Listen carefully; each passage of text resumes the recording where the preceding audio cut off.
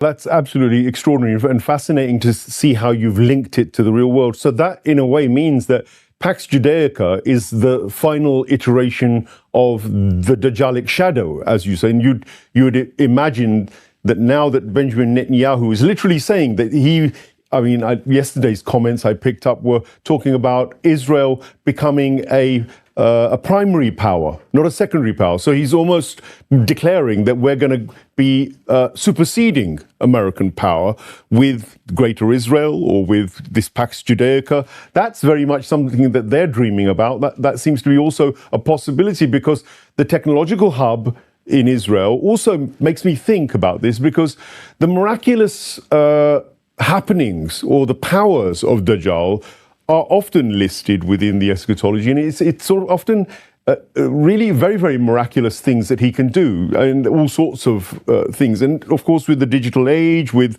the coming of nanotechnology, with the coming of all of the other sophisticated scientific discoveries that we have and capabilities, things that we couldn't even have dreamt of many years ago. I mean, Imam Jafar as-Sadiq al-Islam, I think he says in one of his hadith, he says that that time will be one where a believer in the East will be able to visually see a believer in the West. So indicating that there was some connection, something we can do today. I mean, I don't always like to connect hadith to scientific realities today, but that's one that I came across. So is it that in this Pax Judaica period, we're going to get a Dajjal emerging in his full form, and then that becomes the sign that Imam Mahdi and Jesus Christ, or the Messiah, will also be returning? Do you think we're in that period now? The timeline of events, but first of all, before we return to the timeline of events, Netanyahu is only echoing what Ariel Sharon said about 30 years ago. I see. If Netanyahu is now saying we want to be a primary power rather than a secondary power, Ariel Sharon, as Prime Minister of Israel, about 30 years ago, he said, we control the United States. That's right. He told the United States that we control the United States. So Israel is now moving towards a destiny already proclaimed long ago, that a Pax Judaica will replace Pax Americana. This is what is to be found in my book, Jerusalem in the Quran, written 25 years ago. And my world of Islamic scholarship has remained embarrassingly silent in response to my book only 25 years. You could give them another 25 years, they'll still remain in the cement of bewilderment. I call it methodological bewilderment. Now then, back to the timeline of events. Our Prophet, Allah's blessing be upon him, spoke as only a prophet could speak. And he was speaking to his companion Mu'az ibn Jabal, radiyallahu ta'ala anhu. And these are his words. Umranu Bayt al-Maqdis Qarabu Yatrib, that when Jerusalem is built up, when Jerusalem, therefore, is center stage in the world, built up, for me, center stage in the world, they'll say, which hadith says that? That is what they say. Which hadith says that? So forget them. Forget them. Forget them. When Jerusalem is built up, Umranu Bayt al-Maqdis, for me, when Jerusalem is center stage in the world. Kharabu Yatrib. Yatrib, which is now Medina, would be Kharab. Kharab means destroyed. For me, in solitude, playing no role in the world, playing absolutely no role in the world. This is Medina today. Kharabu Yatrib, Khurujul Malhama. When Medina is in full-on desolation, at that time the Malhama will take place, or Armageddon. And we know that it's going to be a war using weapons of mass destruction, like nuclear weapons. We know that. Why? Because our Prophet said 99 of every 100 combatants will be killed. Conventional war does not do that. Then he went on to say, خروج الملحمة فتح القسطنطينية. That when the Malhama takes place, or Armageddon, the next event to occur would be the conquest of Constantinople. By who, Sheikhna? A Muslim army. لَتَفْتَحَنَّ الْقُسْطَنطِينِيَّةَ. You will most certainly conquer Constantinople. وَلَنِعْمَ الْأَمِيرُ آمِرُهَا وَلَنِعْمَ الْجَيْشُ ذَلِكَ الْجَيْشُ. And he praised the commander, and he praised the army.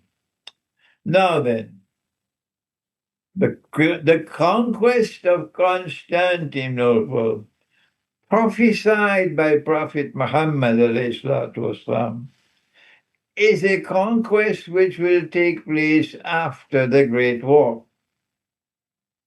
The whole of mankind, except the Turkish people, all of mankind, except the Turkish people, and those in the Balkans who worship Turkey, all of mankind know that the Great War has not yet taken place.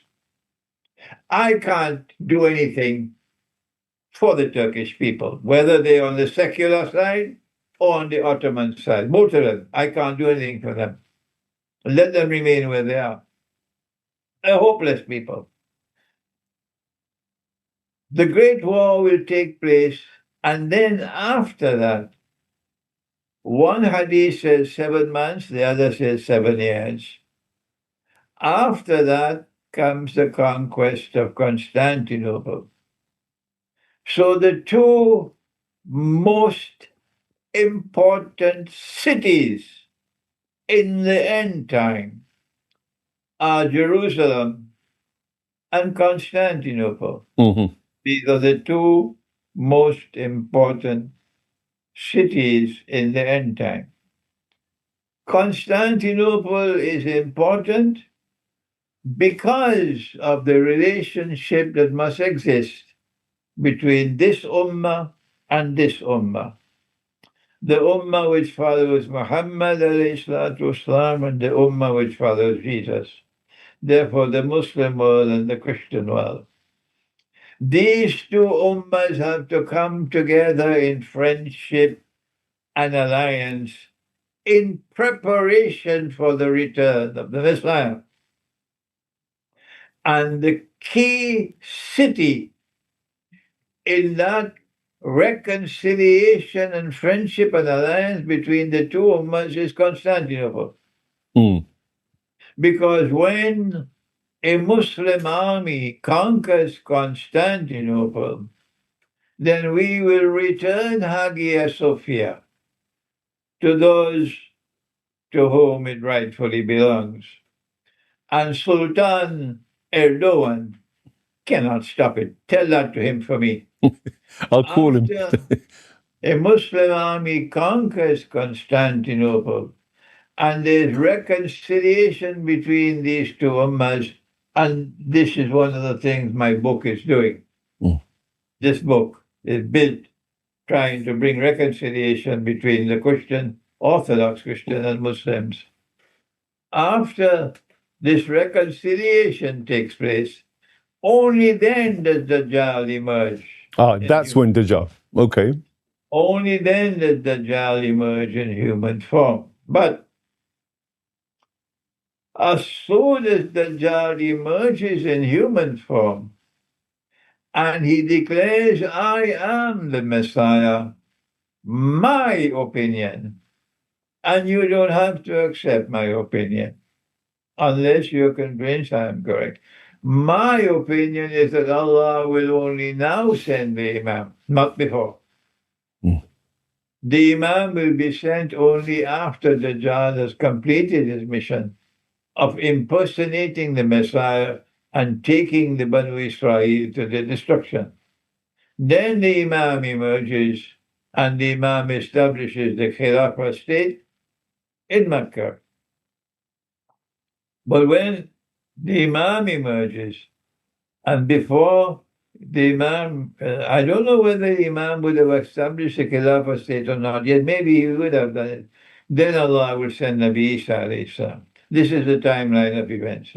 That clears it up. That gives us a good framing and a good basis for maybe continuing this discussion, because we didn't talk about Yajuj Majuj, we haven't talked about Judgment Day. There's another phase after the time. I mean, of course, the Christians talk about the kingdom of heaven and Christ ruling over this kingdom. That's an entirely fascinating period as well, when the rule of law is based on divine justice. That would be an interesting thing. And then what happens in the period after that? That's another phase to perhaps discuss in our next connection. But I have to say we've run out of time, Sheikh, and it's been an absolutely fascinating journey, so much more that I could have asked, and I'm sure that questions will occur in my mind later. But in April, I'm sure we're going to reconvene again for our third iteration of this conversation around Islamic eschatology and its link to the rest of the world and its relevance to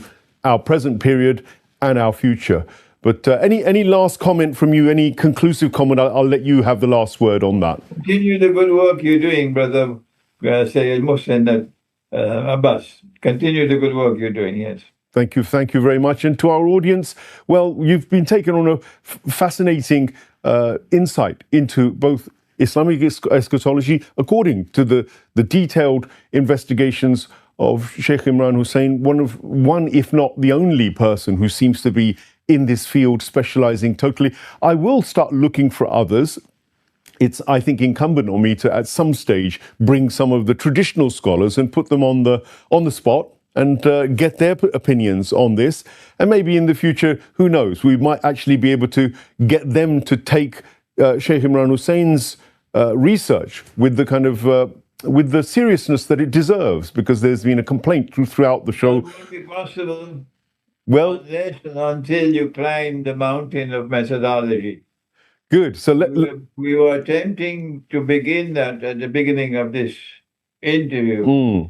Then we had to move to another subject. But in order to bring us together for any meaningful dialogue, we have to first climb the mountain. Agree on the methodology. That's the fascinating thing. I will talk to a few scholars about that and maybe come back to you, Sheikhs. And we're happy to be, if you like, facilitators of the dialogue around this. It's a very important dialogue. Thank you very much for your contribution today.